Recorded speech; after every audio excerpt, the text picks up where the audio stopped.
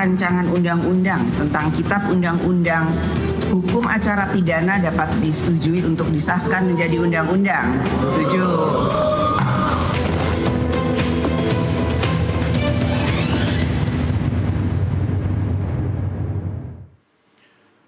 Revisi KUHP atau RKUHP resmi sudah disahkan menjadi undang-undang oleh DPR usai menjalani sejumlah pembahasan di Komisi 3 DPR. Artinya, Undang-Undang Nomor 8 Tahun 1981 yang sudah berlaku selama 44 tahun resmi diganti. Meski begitu, regulasi inisiatif DPR yang masuk prolegnas prioritas 2025 dan 2026 itu mendapat penolakan dari berbagai kalangan. Banyak yang khawatir pengaturan upaya paksa dalam RKUHP memperluas ruang tindakan penangkapan, penggeledahan, dan juga penyadapan tanpa izin hakim. Penangkapan peserta aksi demonstrasi pada bulan Agustus lalu disebut-sebut sebagai gambaran potensi penyalahgunaan kewenangan apabila aturannya tidak diperketat. Lalu pemirsa, bagaimana respons DPR? Apakah koalisi masyarakat sipil langsung menggugatnya lewat Mahkamah Konstitusi? Kita akan segera membahasnya. Bersama kami sudah hadir Wakil Ketua Bidang Advokasi dan Jaringan dari Yayasan Lembaga Bantuan Hukum Indonesia, Arief Maulana, langsung melalui sambungan Zoom. Mas Arief, apa kabar? Alhamdulillah, baik Mas. Komentar Anda soal revisi KUHP ini? Iya, kami dari YLBHI dan juga bersama Koalisi Masyarakat Pembaruan KUHP yang selama ini mengawal proses penyusunan rancangan Kitab Undang-Undang Hukum Acara Pidana oleh DPR dan pemerintah menyayangkan ya.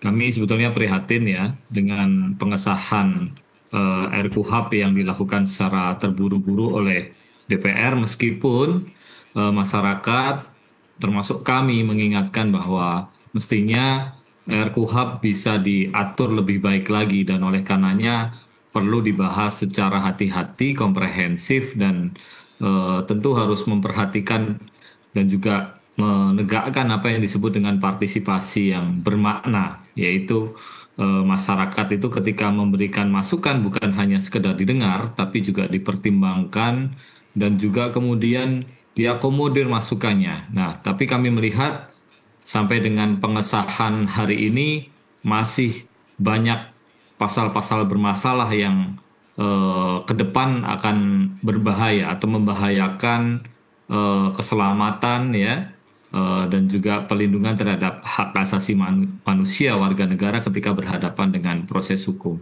Dan catatan kami, penyusunan legislasi revisi KUHP ini bukan hanya bermasalah dari sisi substansi, karena sebetulnya ini konsekuensi logis dari proses penyusunan yang memang tidak memperhatikan prinsip partisipasi bermakna.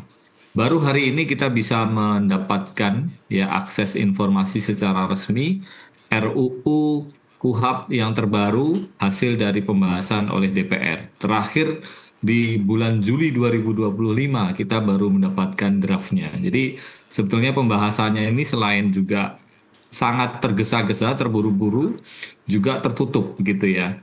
Kalaupun kemudian masyarakat diundang untuk didengar, itu hanya kemudian didengar, tapi masukan-masukan yang kami berikan itu tidak sepenuhnya kemudian dipertimbangkan dan bahkan banyak yang kemudian diabaikan. Kenapa buru-buru, Mas? Apa yang dikejar? Target apa? Kalau kita melihat ya dan mendengarkan pertimbangan dari DPR, mereka mengatakan bahwa KUHP baru yang disahkan tahun 2023 akan berlaku di 2 Januari tahun depan. Penyelarasan dong ya, sinkronisasi nih. Dibutuhkan sinkronisasi di hukum acara. Tetapi yang menarik adalah ketika kita cek di dalam RKUHP-nya, ternyata pasal-pasal yang memang berkenaan dengan implementasi KUHP juga belum diatur di dalam RKUHP yang baru ini. Jadi justru ini jadi pertanyaan. Sementara kita tahu bahwa RKUHP baru ini berdasarkan draft terakhir yang disahkan hari ini akan berlaku 2 Januari 2026 tahun depan. Dan catatan pentingnya adalah ini memuat ya aturan pelaksana yang jumlahnya lebih dari 15. Tadi kami di koalisi mencatat kurang lebih 18 peraturan pelaksana yang harus disusun. Nah, sementara sudah berlaku 2 Januari 2026. Hanya tersisa 1 bulan lebih begitu. Apakah mungkin pemerintah dan DPR membuat peraturan pelaksana secepat itu? Ini akan menjadi pertanyaan besar. Dan saya kira alasan tersebut tidak masuk akal gitu ya. Dan sebenarnya juga bisa diatasi ya. Kami juga sudah menyampaikan kepada DPR dan pemerintah dengan revisi bertahap Kitab Undang-Undang Hukum Acara Pidana. Jadi didahulukan pasal-pasal yang memang menjadi penting untuk implementasi KUHP. Misalkan contoh terkait dengan jenis pidana yang ada tambahan baru kan, pidana kerja sosial, Hmm. atau kemudian pengalihan dari pidana mati menjadi hukuman seumur hidup, itu diatur saja di dalam KUHP. Itu dulu yang kemudian diatur. Ya, Ya, jadi revisinya bertahap, tidak perlu kemudian buru-buru semuanya. Tapi sekarang yang terjadi adalah DPR meskipun sudah kita ingatkan berulang kali, kita sampaikan masukan, kritik, tetapi tutup mata, tutup telinga dan hari ini sudah disahkan. Dan ya. masih banyak persoalan, pasal-pasal bermasalah yang kami pikir justru lebih buruk dari KUHP yang lama. Soal DPR tutup mata tutup telinga kan bukan hal baru, Mas Arief. Kayak baru tahu aja. Betul. Mas Arief, yuk kita. Ya sayangnya itu terus dinormalisasi Mas. Ya ini saya kira yang kita menyesalkan hal tersebut. Jadi praktek penyusunan undang-undang yang ugal-ugalan, yang tidak memperhatikan partisipasi yang bermakna, tidak demokratis, itu masih terus dilakukan. Saya kira ini kegagalan ini ya representasi DPR sebagai wakil rakyat dan ini nggak sesuai dengan prinsip kedaulatan rakyat. Saya butuh analisa dan perspektif Anda. Mari Mas Arief kita coba sama-sama pretelin sedikit-sedikit ya kan. Saya membaca sebenarnya ini kan semangatnya adalah dominasi aparat penegak hukum. Apa perspektif Anda soal yang utama yang saya baca ini adalah memberikan kewenangan yang lebih luas, lebih besar terhadap aparat penegak hukum kita? Betul sekali Mas Doni. Catatan besar dalam RKUHP yang baru ini adalah gagal untuk kemudian menghasilkan undang-undang yang akan melindungi hak warga negara ketika berhadapan dengan proses hukum. Dan justru kemudian memberikan kewenangan yang besar kepada aparat penegak hukum, kepada aparatur negara untuk melakukan pembatasan terhadap hak asasi manusia. Jadi saya kira ini kemunduran dalam proteksi HAM yang ada di dalam KUHP yang mestinya melindungi hak warga negara. Kita bisa cek misalkan ya, hari ini kita terus kemudian masih bicara soal pentingnya reformasi kepolisian, ya, karena kita tahu banyak terjadi praktek penyalahgunaan kewenangan, ya, yang dilakukan oleh kepolisian, misalkan kriminalisasi, begitu ya, penyiksaan, rekayasa kasus sampai dengan korupsi perkara, katakanlah begitu ya. Nah, ini kan sebetulnya penyebab utamanya adalah kekuasaan yang besar dari kepolisian, ya, tapi kemudian minim sekali pengawasan terhadap kewenangan-kewenangan yang dimiliki, misalkan dalam tahapan penyelidikan, penyidikan tindak pidana, atau bahkan upaya paksa. Mereka bisa menangkap, menggeledah, menyita, menetapkan tersangka tanpa kemudian bisa diawasi oleh pengadilan. Kalaupun ada pengawasan pra-peradilannya itu setelah kejadian. Jadi ada korban dulu baru bisa diuji. Nah ini kan sebenarnya tidak melindungi hak asasi ya.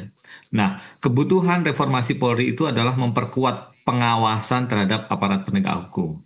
Dan ini sebetulnya bukan hanya kepada kepolisian, termasuk jaksa sebagai penuntut umum dan hakim sebagai pengadil. Ini harus dikontrol juga. Tapi yang menarik, ya, tuntutan masyarakat, ya, kebutuhan masyarakat terhadap penguatan mekanisme pengawasan, ya, agar kepolisian, kejaksaan, pengadilan itu bisa bekerja transparan, ya, dan akuntabel supaya proses hukum itu betul-betul menghadirkan keadilan bagi masyarakat, itu dijawab di RKUHP baru ini bukannya memperkuat pengawasan, tapi melemahkan pengawasan dan menambah kewenangan-kewenangan aparat penegak hukum, ya, yang paling kentara ya, paling jelas. Ya, ini pertanyaan Kita saya bisa. berikutnya, Mas Arief. Polri sudah, ya dominasi polisi. Sekarang TNI diberikan kewenangan untuk melakukan penyidikan pidana umum. Ini tanda tanya besar ini. Iya, pasal tersebut kita kritik ya, keras. Dan itu kita sampaikan secara langsung ya di DPR RI pada saat YLBHI diundang di gedung DPR. Kita sampaikan pasal itu harus di-drop ya. Dan yang terakhir yang kita cek memang di RUU yang baru ini sudah di-drop. Jadi memang hanya dimungkinkan untuk TNI Angkatan Laut begitu ya dalam hanya konteks untuk Angkatan Laut saja ya. penyidikan ya kasus-kasus yang kaitannya dengan maritim. Nah, saya kira ini penting, tapi ada ketentuan yang saya kira ini tidak berubah dan saya katakan tadi justru menambah kewenangan kepolisian yang mana hari ini justru harus dievaluasi, harus dibatasi kewenangannya, dikontrol supaya mereka bisa jadi aparatur profesional dan bertanggung jawab begitu ya. Ini kepolisian diposisikan sebagai penyidik utama ya dalam KUHAP yang baru yang akan membawahi PPNS dan penyidik khusus. Contohnya misalkan penyidik soal lingkungan hidup, penyidik soal perpajakan, penyidik soal digital ya, dan juga penyidik kehutanan dan lain-lain. Itu penyidik berbasis spesialis ya Mas ya? Iya, yang itu memang membutuhkan keahlian ya, pengetahuan khusus ya, yang hari ini kemudian diposisikan di bawah Polri. Ya Mas Arief, positif thinking aja, siapa tahu penyidik Polri memang sudah semakin ahli sekarang dengan macam-macam keahlian spesialis. Ya, persoalannya kalau mereka mau membawa kasus kepada penuntutan di Kejaksaan Agung harus atas izin penyidik Polri. Jadi Polri memiliki kewenangan yang luar biasa untuk mengawasi, mengkoordinasikan. Jadi kasus itu bisa naik atau tidak akan ditentukan oleh penyidik Polri. utama dari Polri. Pengaruh terkait dengan independensi, ya efektivitas dan juga birokrasi penegakan hukum yang akan semakin rumit dan rentan untuk kemudian disalahgunakan. Karena kita tahu bahwa impunitas di kepolisian itu juga luar biasa. Ketika ada kepolisian yang terlibat dalam tindak pidana tertentu, itu kasusnya akan berhenti, tidak naik. Nah ini ada kaitannya Mas, dengan waktu atau masa penahanan itu panjang kan, 7 hari, dan alasannya itu misalnya tidak kooperatif itu juga bisa masuk gitu. Standar atau kemudian kriteria tidak kooperatif itu apa itu? Ya. Dan KUHAP ini yang juga bermasalah adalah selain gagal menjawab kebutuhan revisi yang mestinya lebih progresif, tapi justru malah mundur, juga mempertahankan masalah-masalah yang ada di KUHAP lama. Masa penahanan yang sangat panjang itu masih dipertahankan. Dan ini sebetulnya bertentangan dengan standar hukum HAM internasional, misalkan di dalam Konvenan Hak Sipil Politik yang sudah kita ratifikasi. Mestinya masa penahanan itu diperpendek, tapi ini masih dipertahankan panjang. Dan yang jadi persoalan tadi seperti yang Mas Doni sampaikan, upaya paksa itu semakin dipermudah, bukannya kemudian diperketat supaya lebih akuntabel, ya, supaya lebih melindungi HAM, tapi dipermudah. Penangkapan, penahanan, penyitaan, penggeledahan itu bisa dilakukan ya tanpa izin pengadilan dengan alasan mendesak, dan alasan mendesak itu salah satunya ini yang mengerikan adalah berdasarkan penilaian subjektif penyidik. Jadi Polri ya sebagai penyidik ya diberikan ruang diskresi yang begitu besar dan ini sangat rentan nanti disalahgunakan. Belum lagi KUHAP ini menambah kewenangan upaya paksa kepolisian 2, yaitu pemblokiran ya, termasuk juga penyadapan ya. Nah ini persoalan saya kira kalau kemudian diberikan ruang besar untuk diskresi ini akan rentan sekali untuk disalahgunakan, dan pemblokiran bukan hanya untuk penyidik tapi juga diberikan kepada kejaksaan dan juga pengadilan. Kita bisa dikecam nggak secara internasional ya? Ini kan hak asasi manusia yang paling basic, yang mendasar, yang artinya sudah menjadi kesepakatan negara-negara di dunia. Ada hal-hal yang sudah kita ratifikasi. Tetapi ketika KUHAP kita ini kemudian banyak hal-hal yang bertentangan dengan asas hukum secara umum normal, apa yang akan terjadi dampaknya, Mas Arief? Yang jelas ini adalah bentuk inkonsistensi ya, dan pelanggaran negara terhadap komitmen mereka sendiri yang telah meratifikasi berbagai instrumen hak asasi manusia internasional.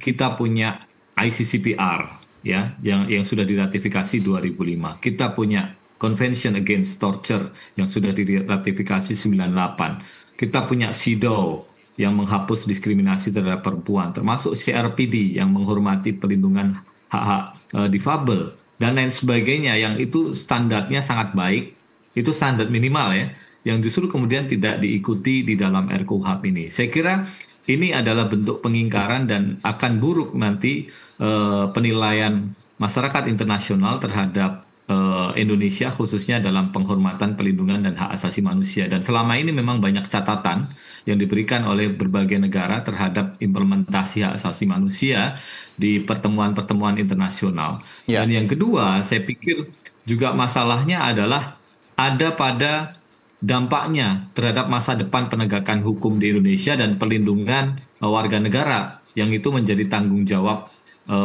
aparatur negara mestinya. Ke depan ya kita akan melihat mungkin praktek-praktek salah tangkap, kriminalisasi, rekayasa kasus ya, yang itu berdampak pada pelanggaran hak asasi manusia bukannya menurun tapi berpotensi akan semakin besar. Semakin banyak, masif jumlahnya. Ya. Dan saya kira ini tidak sejalan dengan semangat kita untuk merevisi Kitab Undang-Undang Hukum Acara Pidana. Dan saya kira ini kegagalan bangsa kita, ya.